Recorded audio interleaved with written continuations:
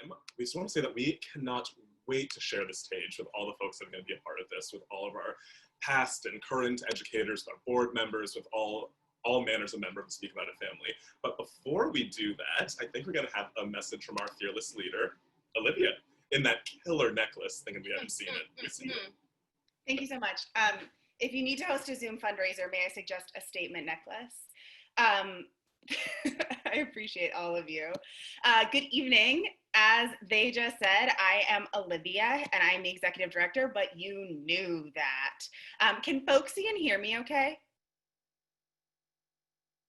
Yes, great, awesome, thank you.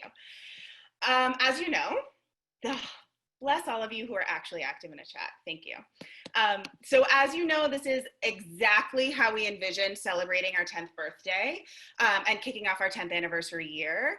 I am, of course, kidding. I was promised bouncy houses for an in-person 10th birthday celebration, and I'm honestly devastated we aren't having them. Plus, I only break out the sequin shoes for parties, and though they wouldn't be allowed in inflatable houses, it's a shame we're all missing them. But that said, we get the Zoom version of a bouncy house, which is, of course, a hot pepper monologue contest, so I can't really complain. And I just couldn't be more excited to be here and celebrating with all of you. A decade of Speak About It is a big deal. So to make sure that we are all doing what we want to be doing together, let's talk about what's happening tonight. We've got a panel with our OG writers and founders, Lindsay Brewitt, Lindsay Troof, Jeremy Bernfeld, and Shane Diamond, facilitated by our first ever non-Shane employee, Kaylee Wolf. We've got current and former educators, Kyra Lee, Alexis Briviesca, Chrissy Margavicius, Alana Cooper, and Maya Williams sharing their talents.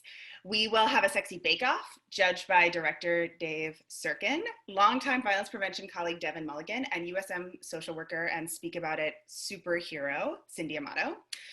Educators Adrian Pagero and Giamil Tovar are going to lead us in sex ed trivia. Please feel free to play competitively or play along at home. Plus, we have love letters from Speak About It collaborators, former board members, educators, and fans. I'm truly, honestly gobsmacked by the number of folks who showed up for us tonight. It's a love fest. So, in the past decade, Speak About It has done some really incredible things. We've talked to almost 500,000 high school and college students across the country. For those of you playing along at home, that's about half the state of Maine and most of the state of Wyoming. We've performed our show in 28 states and 3 countries. We've sent over 100 educators on the road talking about sex and consent and communication. We go to state schools, private colleges, community colleges. We go to public and private high schools. Sometimes we go to all of them at the same time. In 2019, we basically talked to everybody between the ages of 17 and 21 in Fort Kent, Maine. And we're teaching our first ever college class this year. So in short, we've gone from one show at Bowdoin about how to be drunk and horny and not be a jerk to that show and a series of interactive programs that help young people and the adults who support them explore their identities, boundaries, and desires. Y'all, we're evolving. And all our work is about making the students in our audiences and workshops and now webinars feel seen and heard, making it clear that who they are is okay, what they want is normal, and helping them learn the tools to communicate that first with themselves and then with one another. I love it when we get the feedback that students have never seen or heard anything like our flagship show before, and that they felt like they could see themselves on stage in one of the monologues or one of the scenes. There's no one right answer when it comes to healthy sexuality. There are so many, and consent is key to all of them. And here at Speak About It, we know that truly effective consent doesn't just check off those formal legal boxes. It can be awkward. It can be fun and funny. It's real. It's a process. Consent is so much more than the absence of a no. It's the presence of a yes. Or better yet, the presence of a hell yes. And ooh, I want that. Or a yes, please. It's about teaching people that they can ask directly for what they want.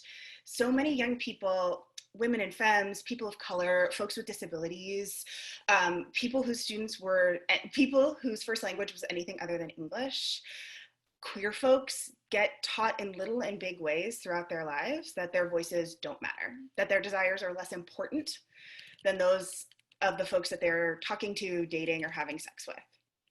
Speak About It's working towards a world where everyone's voice matters and we share in a culture of consent. We're building a world that's all about pleasure because everyone, everybody deserves to feel good. And that sex positive, pleasure forward, humane, and humorous attitude towards consent and sex ed is what drew me to speak about it in the first place.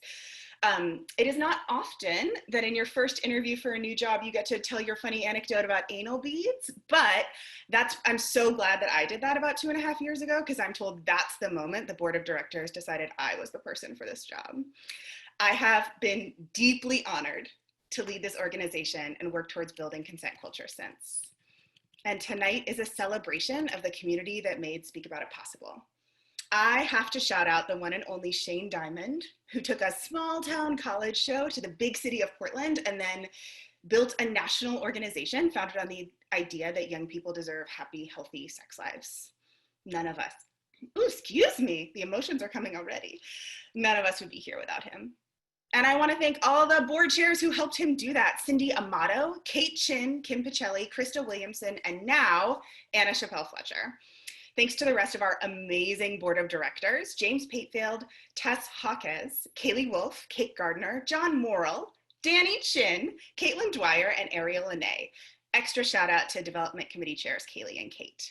Thank you to Dave Sirkin, our creative director, who helps our educators prepare to perform the show by being the theater kid in the room. Thanks to Bowden, who trusted Shane to create something amazing. They were right. Thank you to our event sponsor for tonight, Bangor Savings Bank. Thank you to the over 100 educators who have given so much to our work over the last decade and shaped how we interact with students each and every day. And thank you from the bottom of my heart, thank you to Aronde Kruger, our program manager, and Catherine Buxton, our communications manager, who you met already. A team of 3 makes all this work happen, y'all. And if you're lucky enough to know these 2 honest, hardworking, empathetic, and incredibly strange people, you know that I am not lying when I say I have the best team around. I planned to gush, but was told it's, quote, embarrassing and to, quote, gross stop. So I won't. Speak About It is not done with hard work. We've been working on organizational equity for 2 years now, and while we've certainly made strides, there is so much room to grow. We've been awarded 3 grants to offer free programming in Maine, and that means that we can go to high schools that couldn't afford our programs otherwise, or reach out to community groups where students don't always have access to similar work. When we do that, we need to make sure that we know who those students are, who their communities are, and what their unique needs are. That takes time and energy and empathy, and it also means that we need to make sure our team reflects our students. Last year, we hired the most diverse crew of educators to date, and that's racial and ethnic diversity, age, geographic location, body size and type, and languages spoken. Our board has shifted a lot of their work to be values-aligned organizational oversight. And there is so much more work to do. Our work means nothing if it isn't intersectional, but saying our work is intersectional means nothing if we don't tell you specifically what we mean. Sexual assault is a public health crisis, and it's not the only one our country is facing right now in this time of racist violence.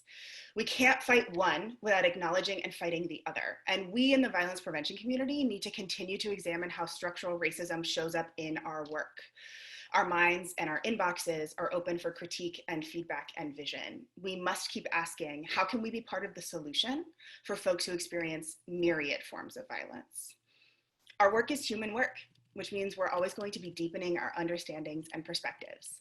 Speak About It was founded at a predominantly white liberal arts institution in the Northeast, which means we had to actively work, research, test, edit, change, fail a little, try again, to make our show relevant for community colleges, gigantic state schools, HBCUs, and others.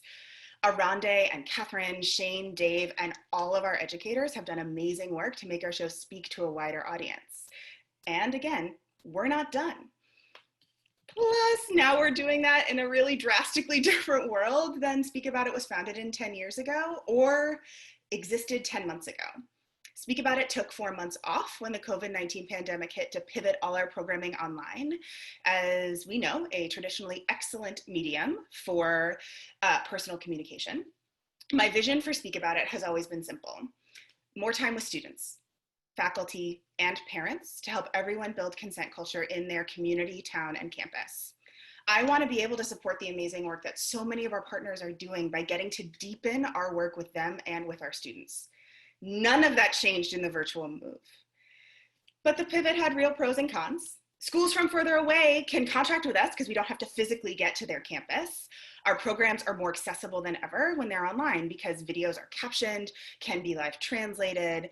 Students can privately message us with questions that they may not feel great asking in front of all their peers. And we're teaching about connection in a medium that doesn't always support human connection. In fact, I'm honestly amazed that I haven't frozen already by this point in the talk. I recognize that if I am in fact frozen for you, that joke doesn't work, but I'm going to barrel full steam ahead through it. So just thanks for coming with me.